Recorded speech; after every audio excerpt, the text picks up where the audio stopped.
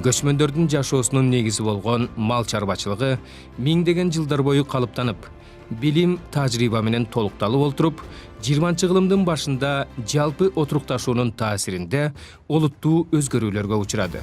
Жаңы шаар кыштактардын, жолдордун, завод ишкана өңдүү чарбалык курулуштардын түшүүсү жана айдоо аянттардын көбөйүүсүнөн жайыттар кескин тарыды.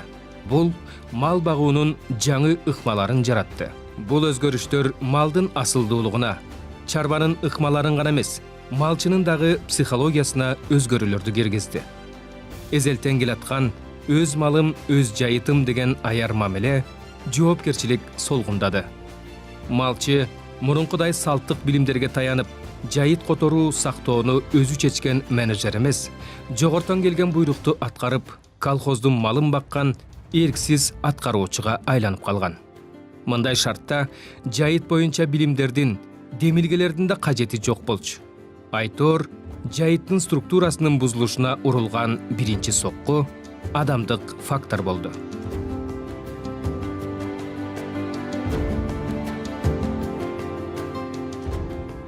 Мал чарбачылыгынын түгөнгүс кенчи болгон жайыттар мезгилдик колдонулушуна жараша жаздоо, жайлоо, күздөө жана кыштоо деп бөлүнүп келген.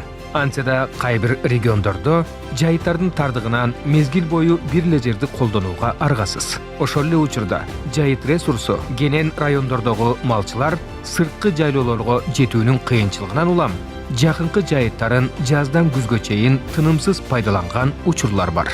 Бул жайыттын сапатына терс таасирин тийгизип, андагы малдын кунарына жана асылдуулугуна кедерги болот дегендик. Миң жылдап папестелип багылып келген Кыргызстандын таза жайыт жайлоолору акыркы кылымда эле көптөгөн маселелердин кучагында калды. Эң өкүнүчтүүсү ал көйгөйлөр чечилмек тургай, улам барган сайын тереңдеп бара жаткандыгында. Малдын туягынын эсепсиз көбөйүшү жаңы көйгөйлөрдү жаратты. Жер кыртышынын бузулушу, отоо чөптөрдүн көбөйүшү, жайыттардын булганышы сыяктуу көрүнүштөр туташ мүшкүлгө айланды. Эсепсиз мал туягы миллиондогон гектар жайыттарды таптап турган. Жайыттарды рааттуу улам которуп, көчүп жүрүп, пайдаланбай бир жерге барып жата беришет. Мисалы үчүн кымызчылар жайлоодогу долондон түшүп баратканда нарынга чейинки. Ошо жерге жылкычылар келип жата беришет да кеч күзгө чейин кымыздарын сатып бир жерде гана жата беришет. Бул болсо ошо жердеги жайыттардын, ошонун тегерегиндеги трассага жакын жайыттардын такырлануусуна алып келип, чоң зыянга алып келүүдө. Жолдун баарын суу жеп кеткен. Суунун баары тең суу чыгарган водопойлор, алдардын баары талкаланып, көпүрөлөрдүн баары сынып, суу алып кетип, жолдун баарындагы суу алып кетип, ошо бойдон алыскы жайыттарыбыз аңырап, бош калып, жылдан жылга ал жердеги түшүмдүн көптүгүнө мал жебей, улам кийиз болуп капталып, бийик бойлуу мал жебеген чөптөр менен өсүп кеткен да. Мындай проблемаларды чечүү аракетинде мыйзамдар жазылып, мамлекеттик бийлик жана жергиликтүү жамааттар деңгээлинде аракеттер арбый баштады. 2009-жылы жайыттар жөнүндө мыйзамынын чыгышы менен жакшы өзгөрүүлөрдү киргизүүгө мүмкүн болуп калды. Бул реформалардын негизинде 9 миллион гектар жайыт орундарын калыпка келтирүү иштери жүрө баштады. Кыргыз Республикасынын жайыттар жөнүндө мыйзамынын негизинде республика боюнча 454 жайыт комитеттери түзүлгөн. Учурда жайыт комитеттер пландын негизинде жайыт пайдалануучулардын өздөрү акча чогултушат жана сарпташат. Жайыт пайдалануу жана башкаруу планы деген бул жайыт пайдалануучулар бирикмесинин жана жайыт комитеттеринин эң негизги куралы болуп эсептелет да. Жайыт пайдалануу планы жоксуз алар бир нерсени пландап жумуш кылууда кыйынчылык алып келет да. Жайыт башкаруу планына аймактын профайли кирет, айыл аймак жөнүндө мүнөздөмө кирет.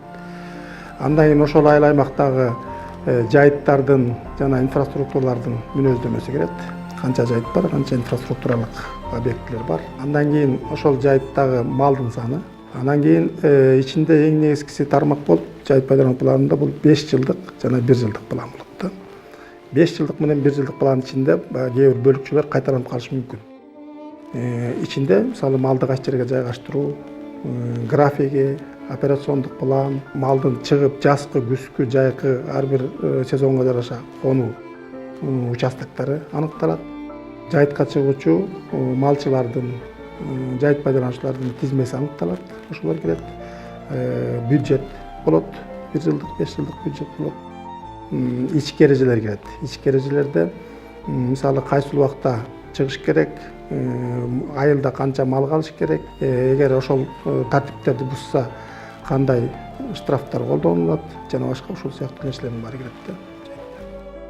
Жайыттарды пайдалануунун ченемдик укуктук негиздери.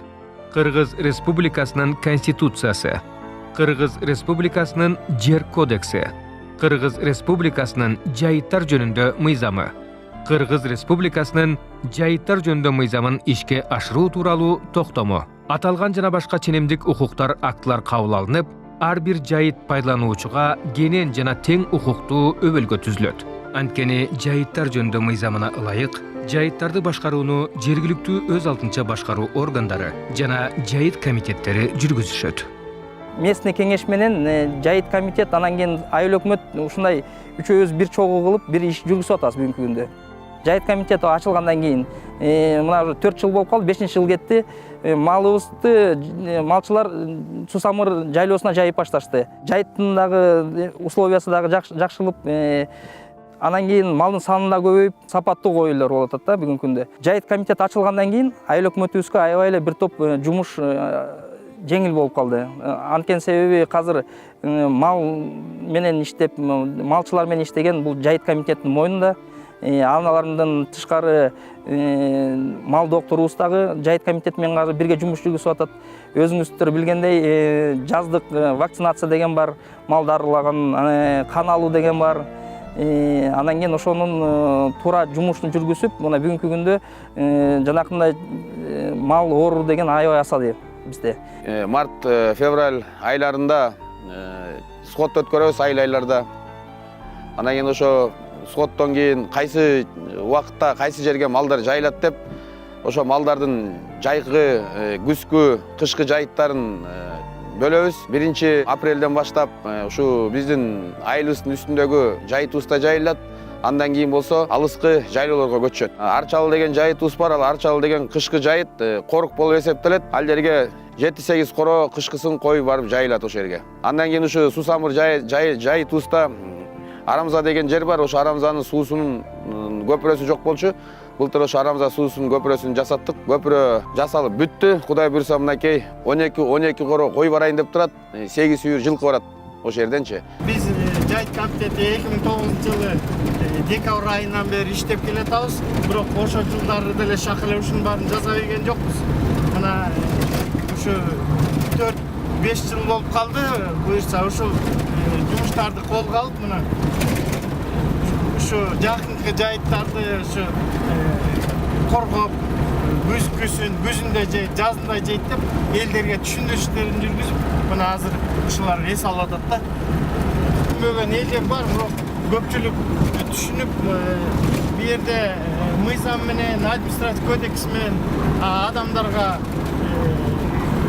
аны үйрөтүш кыйын экен, адамдардын өзүнүн керек экенин түшүндүрсө, ошондон анын натыйжасын берет экен. Кулдабай жайыт билетиңер кут болсун, жакшы жайлап, жакшы күзүндө жакшы түшкүлө. Анан жана көчөгөнү графигин сактагыла. Жайыт комитеттеринин көйгөйлөрү эки түрдүү. Биринчисин чечүү көп каражатка байланыштуу. Алар суу жеп кеткен жолдорду, көпүрөлөрдү оңдоо, отоо, уулуу жана тикенек бадал өсүмдүктөрү жана кемирүүчүлөр менен күрөшүү, чөптөрдүн түшүмдүүлүгүн арттыруу жана башка техникалык жумуштар. Экинчиси адамдардын жоопкерчиликсиздигинен келип чыккан көйгөйлөр. Автоунаалар менен туш келди тепсетүү, жайыт которбостон такырлантуу, таштанды калтыруу, агын сууларды булгоо сыяктуу кайдыгерликтин кесепети. Жайыт комитеттери бүгүн уюштуруучулук гана кылбастан коомго коңгуроо кагып, түшүндүрүү жүргүзгөн агартуучулар да болушууда. Жайыттарды жакшыртуу максатында Кыргыз Республикасынын өкмөтү бир нече эл аралык уюмдар аркылуу көп каражатты тарткан.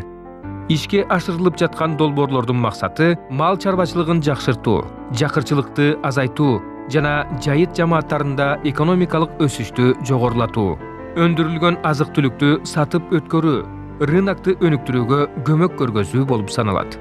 Жыл сайын жайыт комитеттерине жайыттарды ыраттуу пайдалануу, жылдык план түзүү, жайыт пайдалануучулар менен тил табышып иштөө жана ченемдик укуктук актылар тууралуу түшүндүрүү иштери жүргүзүлүп келет. Андан тышкары, бюджетти туура пайдалануу аркылуу республикадагы тиешелүү жайыт жерлерине пайда алып келүү тууралуу тренингтер өткөрүлүп турат. 2012 жылы 82 миллион сом чогулса, 2017 жылы 127 миллион сом жайыт пайдалануучулардан алынып, алыскы жайыттарга кетчү 2550 чакырым жолдор жаңы курулду жана ремонттон өтүп, 143 малдар суу ичүүчү жайлар курулду.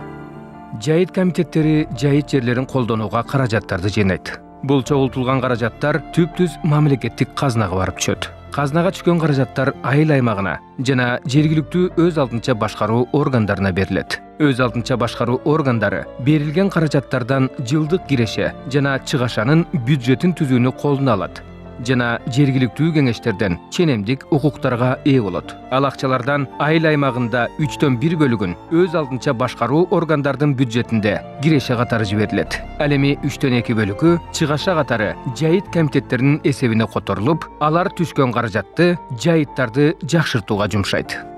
Каражаттардын ачык болуусу эсеп-кысап маселелеринин жайыт пайдалануучуларга маалым болгондугу, жайыт комитеттери менен жайыт пайдалануучулар арасындагы мамилелерди туура нукка бурат. Мал чарбачылыгынын өнүгүүсү жана сапаттуу продукция алуу мамлекетке экономикалык өсүштү камсыздайт. Жайыт мал чарба жана балык чарба департаменти менен Кыргыз мал чарба жана жайыт илимий изилдөө институту айыл аймактарында жайыттын сапатын баалоо боюнча мониторинг жүргүзүшүп жана ар бир облуста көргөзмө коруктар түзүлүүдө. Эми жайытты эс алдыруу, туура пайдалануу жана өз калыбына келтирүү ыкмалары жеңил болот. Жайыттын сапатын анализдөө бүгүн ар бирлик кызыккан адамдын колунан келет. Ал үчүн көп убакытта каражатта талап кылынбайт. Адистер бул ыкманы дилгир болгон ар бир фермерге канааттануу менен көргөзүп беришет. Мисалы, 1 чарчы метр жерден алынган чөптүн массасы аркылуу түшүмдүүлүгүн аныктаса болот. Ал эми кайчылаш сызыктар ыкмасы менен жайыттын сапатын белгилейт. Андан да терең билимге кызыктар болгон малчылар үчүн колдонмо же видео кутулар жетиштүү. Бул участок өзү баягы көргөзмө коруктоп коебузбу? Малдан коруп койгон жер, биягын карасаңар мына мал оттогон жер менен корулган жердин айырмасын көрүп турасыңар өзүңөр. Бул чөбүнүн ар түрдүүлүгү боюнча дагы бул мал оттогон жак менен бул экөөнүн айырмасы асман менен жердей болуп атат да. Анан бул көргөзмө коруктун ичиндеги баягы чөптөр бышып жетилип, уруктары түшүп, чөптөр жакшы жетилип, бунун баягы чөптүн көп түрдүүлүгү дагы жакшы, анан массасы дагы жакшы да. Бу мал оттогон жактыкы болсо, өзүңөр көрүп тургандай мына. Кудай буйруп, баягы элдин баары аракет кылса, ушинтип жайытты ушундай коруп, сарамжалдуу пайдалансак, бул жайытты жакшы сактап калабыз го деп ойлойм да. Мал ээсинин жашоо деңгээли анын малынын санына байланыштуу. Андыктан фермер колунда бар малын гана эмес, капиталды түзүүчү болгон жайыттарды да бапестеп асыроосу зарыл. Учурда өлкөбүздүн экономикалык жактан өнүгүүсүндө маанилүү тармак болгон мал чарбасын жаңы тепкичке көтөрүүнү талап кылууда. Андыктан жайыттарга жөн салдуу мамиле эмес, стратегиялык продукт берип жаткан эл дөөлөтү катары илимий негизделген профессионалдык мамиле жасай турган кадамдардын алгачкылары жасалууда. Жакынкы келечекте бул иш жаш профессионалдардын колунан өтөөрү анык. Биз азыр ылаңдаган мал жайытка чыкпайт эч качан. Идентификация болуп атканда эле уже билинип калат. Азыр элдин баары тең частный собственность кылып, малдын баары тең. кимдики ооруп калса малы, мага сразу звонить этет. Мен сразу тияктан айтам, все, бүттү карантин анда үйүнө ал өзүлөрү эметет. Ал тоого чыгарбайт элилер деле. Анткени тоого чыгаган күнү анын өзүнүн малы тоодон эсли ооруп сыркап малы өлүп калса, анда өзүнө эме болуп атпайбы, минус болуп атат. Ошондуктан азыр биздин элдер мынакей тоого ылаңдаган малды чыгарбайт.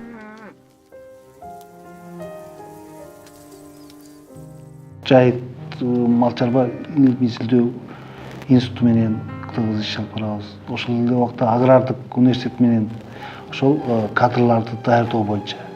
Мына бизде бүгүнкү күндө эмне жумуш болуп атат? Мен дагы время от времени барып, ошо биз бүгүнкү күндө эмне жумуш болуп атат? Мал чарбасында эмне жумуш болуп атат? Жайыт чарбасы боюнча эмне жумуштар аткарылып атат? Мамлекеттин саясаты кандай болуш керек? Себеби биз ошол кадрды окутканда эртеңки күндө мамлекеттин саясаты боюнча дагы иш алып барыш керек да. Мисалы үчүн малды деле Европадан алып келип атышат азыр, башка жактан алып келип атышат. Эгерде ошол эле малды биздин жайыттарга чыгарып эле карабай кое турган болсок, биздикинде эле 5 литр сүт берип калат. Бул Кыргызстан айыл чарбасына чоң акча бере турган нерсе. Ушул Кыргыз Улуттук агрардык университетинин бүтүрүүчүлөрү хотя бы ар бир айылга бирден жакшы бүтүрүүчү барып иштесе эле, элге жакшы түшүндүрсө, анан сөзсүз түрдө акырындык менен ал жерден өсүп кетиши мүмкүн. Бул Кыргыздын байлыгы, биринчи байлыгы Кыргыз байлыгы, Кыргыз жайыты. Мына ушул жайыттарды жакшы пайдалансак, жакшы урунсак, мына бул эчтеке буга жайлоого акча жумшабайбыз. Себеби бул табият берген, Кудай берген жайыт, муну табият өзүн өзү багат бул жайлоо. Туура пайдалансак эле болду, бул жайлоо кайра калыбына келет.